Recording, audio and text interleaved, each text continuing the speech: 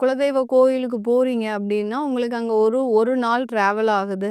அங்க போயிட்டு நாங்க வேற மறுநாள் தான் இங்க வரக்கூடிய ஒரு நேரமா இருக்கு அப்படின்னா, பழ வகைகள நீங்க எடுத்துட்டு வரக்கூடாது. வீட்ல வரும்போது எதுவுமே அழுகி போன பொருட்கள் நீங்க எடுத்துட்டு வரக்கூடாது. அந்த பழ வகைகள நீங்க அங்க இருக்கிறவங்களுக்கே தான தர்மங்கள் பண்ணிட்டு வந்துரலாம். சில பேர் தேங்காய எடுத்துட்டு வருவாங்க.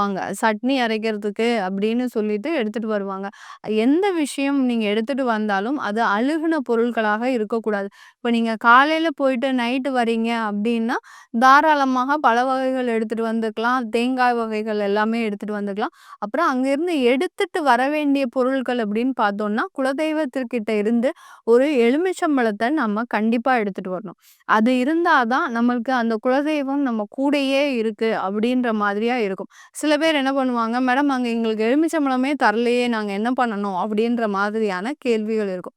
நீங்க அங்க இருக்கக்கூடிய கடைகள்ல பக்கத்துல வாங்கி, அங்க குடுத்து, அந்த குலதெய்வத்தினுடைய பாதத்துல வச்சு எடுத்துட்டு வாங்க. எடுத்துட்டு வந்து அத வீட்ல வைங்க. அது எத்தன நாள் வரைக்கும் வீட்ல இருக்கோ இருக்கட்டும். அது வாழ்ந்ததுக்கப்புறம் அத தூக்கி போட்டாலும் ஒண்ணும் தப்பு கிடையாது. ஆனா அழுகுன பொருட்கள எதையுமே வீட்ல எடுத்துட்டு வரக்கூடாது. அழுகுன பூவையும் எடுத்துட்டு வரக்கூடாது.